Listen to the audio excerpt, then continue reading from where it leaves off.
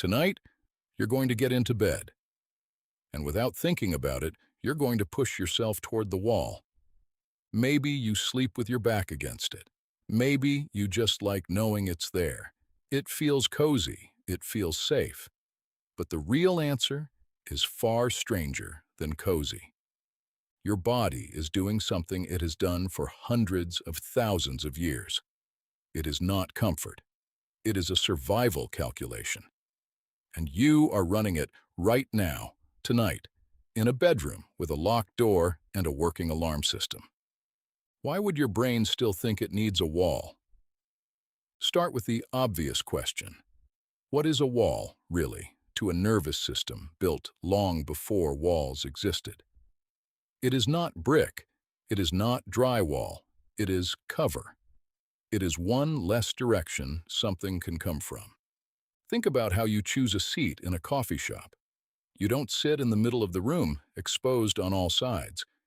You drift toward the corner. You want your back to something solid. Researchers have a name for this instinct. In the 1970s, geographer J. Appleton studied why certain landscapes feel pleasant and others feel unsettling, even when nothing dangerous is actually present. He called it prospect refuge theory. A good environment, he argued, gives you two things at once. Prospect, meaning a clear view outward, and refuge, meaning a place to retreat and hide. A wall at your back gives you refuge. An open room gives you prospect. Put them together, and you have the exact shape of a sheltered cave mouth. You have the shape of a tree line at the edge of a clearing. You have the shape of your bed pushed against the wall. Here's the strange part. You don't need to know any of this for it to work on you. That's what makes it unsettling. Go back further, long before beds, before houses, before fences, your ancestors slept in the open. Not in the middle of the open, though, at the edges, caves, rock overhangs, the base of cliffs, anywhere the environment could take over part of the job of protecting them while they slept. Sleep is the most vulnerable state a body can be in. You can't see danger coming. You can't run from it. Every sense you rely on during the day goes quiet. So natural selection didn't leave that vulnerability unmanaged. It built preferences into you. Preferences that made you drift, without deciding to, toward positions that reduced the number of directions a threat could approach from. A wall at your back removes an entire hemisphere of risk. Now you only have to watch forward. That's half the job gone, without a single guard posted. Anthropologist Carol Worthman spent years studying sleep across dozens of small-scale societies, from forager groups to farming communities. She found something that should surprise you. In almost none of these cultures does anyone sleep alone, exposed, in the open middle of a space. People cluster.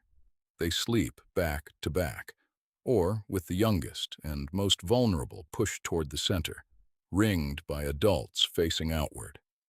It's a living wall, a wall made of bodies instead of stone. You do this too. You just don't have a tribe to build the ring anymore, so you use furniture instead. Archaeologists studying some of the oldest known human sleeping sites, rock shelters in southern Africa, dated back tens of thousands of years, have noted the same pattern again and again. Hearths sit near the mouth of the shelter. Sleeping areas sit deeper inside, backed against the rock. Nobody bedded down in the open, flat ground beyond the overhang, even when that ground was closer to water or easier to reach. The rock itself was worth the inconvenience. It did half the work of staying alive every single night, for free. Compare that to how a predator actually hunts. Ambush predators rely on approach from an unwatched angle. They do not walk up to something facing them directly. They circle. They wait for an exposed side, A body with its back to solid stone has removed the one angle every ambush predator depends on. That's not a coincidence your ancestors reasoned their way into. It's a preference natural selection installed after countless nights where the humans who happened to prefer the wall were the ones who woke up the next morning. Think about how strange that substitution really is. A headboard standing in for a rock face, a mattress pushed flush against drywall, standing in for the crook of a cliff. You didn't choose this arrangement through careful reasoning. You backed into it, quite literally, the same way a body settles into the safest available shape in any unfamiliar room. And it isn't only the sleeping position. Watch how people arrange an entire bedroom, and the pattern repeats. The bed rarely sits in the dead center of the floor. It gets pushed to a corner, or, at minimum, against one long wall, leaving open space in front rather than on all sides. Furniture stores know this. Model bedrooms are staged with beds against walls because almost no one, shown the alternative, prefers to sleep exposed in the middle of the room. It looks wrong before you can explain why. There's a reason it looks wrong. A bed in the center of a room maximizes exposure. Every side is a direction attention could come from, sound could come from, movement could come from. A sleeping body cannot monitor 4 directions. It can barely manage one, so the environment is recruited to cover the rest. Now here's the twist that makes this stranger than it first sounds. This instinct doesn't care whether the danger is real. It only cares whether the exposure is real. That's the counterintuitive part. Evolution didn't build you a danger detector. It built you an exposure detector. And those are not the same thing. Ecologist Gordon Orions proposed something called the savanna hypothesis to explain why humans across cultures find certain landscapes beautiful. Scattered trees, open grass, a slight rise in elevation. Not because we consciously remember the African savanna where our species evolved, but because that terrain offered exactly the balance Appleton described. Somewhere to see from, somewhere to hide in. Your bedroom is a tiny, compressed version of that same terrain, and your nervous system is grading it using the same rubric it always has. Which means your brain isn't asking, is there a lion in this room? It's asking something much older and much dumber. How many directions am I open to right now? And it keeps asking every night, whether or not you've ever thought about it consciously. This is why sleeping in a hotel room can feel different, even a nice one. The bed might not be against a wall the way yours is at home. The angles are unfamiliar. Your ancient exposure detector recalculates the room and doesn't love the math. You wake up more easily. You feel oddly alert for no clear reason. Nothing dangerous happened. Your prospect refuge balance just got quietly disrupted. It's also why children instinctively build forts. A blanket draped over 2 chairs isn't really about hiding from anyone. It's about manufacturing refuge on demand. A small human, testing out what feels safe, is running the exact same calculation your ancestors ran at the mouth of a cave. Watch a child build one, and you'll notice they never leave it fully open. There's always a wall of cushions, a closed side, a back corner where they settle in. Ask them why, and they usually can't tell you. It just feels better that way. That's the whole point. The instinct doesn't need language to run. It ran perfectly well for 100,000 generations before anyone had a word for safety. Think about open-plan offices, the kind praised for being modern and collaborative.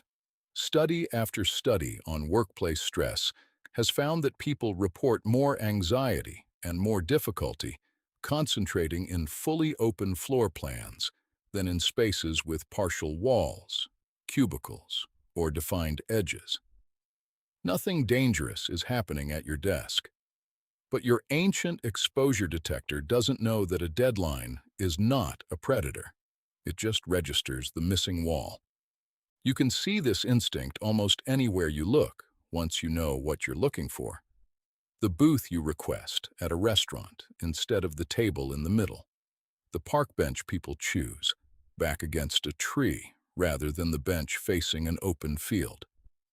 The way a crowded room still makes you drift toward its edges, scanning for a wall, without ever once thinking the word wall. Consider how this instinct shapes decisions you'd never label as survival decisions. Choosing where to sit on public transit, picking a spot at a crowded beach.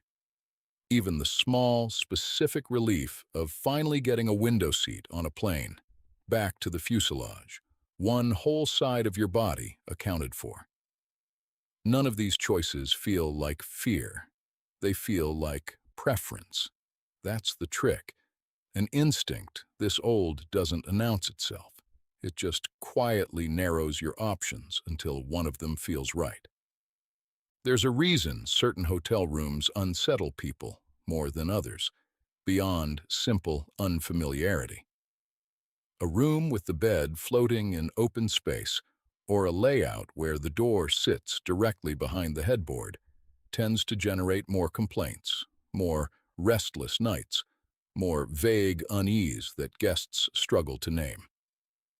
Hospitality designers have learned, mostly through trial and error rather than theory, that guests relax faster in rooms where the bed has its back to something solid and a clear sightline to the door.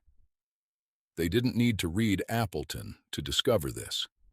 Complaint patterns taught them the same lesson evolution already knew. None of this is about actual, present danger. You are almost certainly not in danger tonight. Your door is locked. Your species survived. But the calculation that kept your ancestors alive is still running quietly underneath everything, checking the room the same way it always has. So tonight, when you get into bed and shift just slightly toward the wall, notice it. You are not being anxious. You are not being irrational. You are doing something your ancestors did in caves, in huts, in circles around a fire, for longer than history has existed to record it. You are closing off one more direction the world could come from. And somewhere in that quiet, automatic movement, an old part of you is still standing guard, making sure you can finally, safely, close your eyes.